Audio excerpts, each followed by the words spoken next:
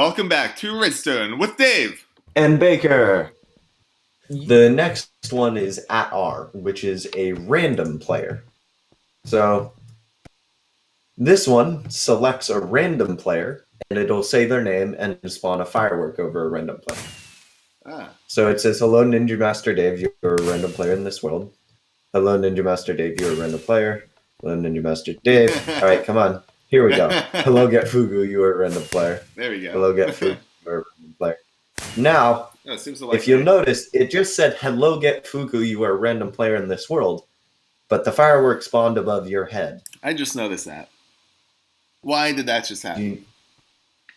Well, I have two command blocks here. This one says the name, and this one summons the firework above someone's head.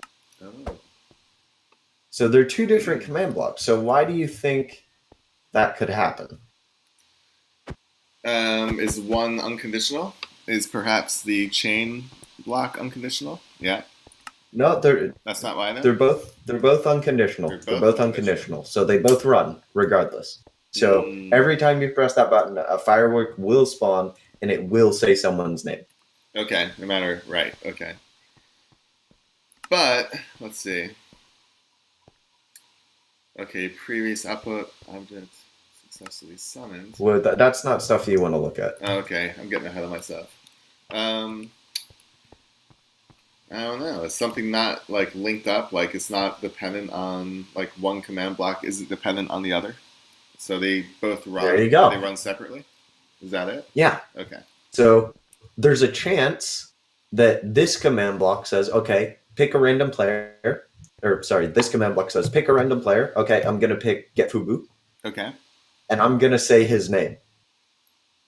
And then this one says, all right, well, I need to summon a firework on a random player. So pick a random player.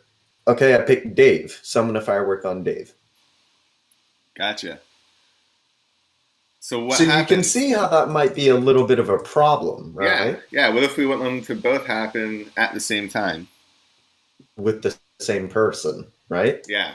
Because it does happen at the same time, but different people. Right. So that's where you get into things like scoreboards. So you can give someone a score that says, so one command block could give a player a score that says random player selected. So they get a score of random player selected equals 1. And then the next command block says hello, and then a player, but that player is the player with a random player selected score of 1. And then this summons a firework on the player with a random selected score of 1. And then you have a final command block that sets the player with a random player selected score of 1, and it sets their score in that back to 0. All right. Which is so that's practical. A little bit of programming. So it basically just says, okay, I'm going to tag a random player. Okay, tagged Dave. And then say the tagged player's name, summon a firework on the tagged player, and then remove the tag from the player. So if you were making a map or something and you wanted fireworks to shoot out of someone every time they hit like 20 points? Well, that wouldn't use random play. Right.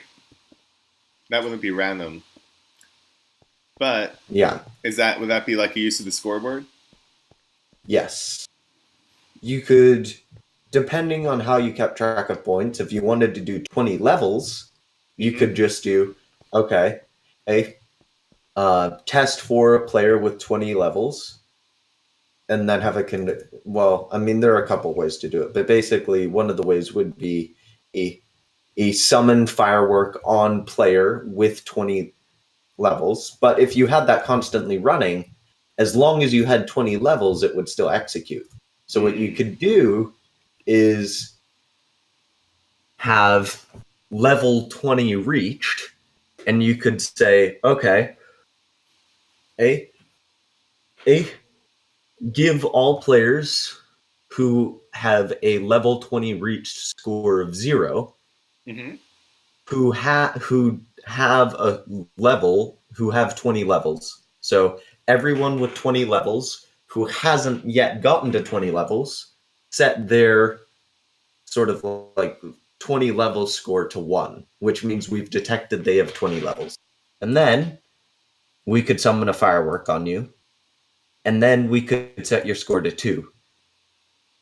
So that way you'd never be selected again for the 20 levels, and you also wouldn't get selected for the firework either. Mm.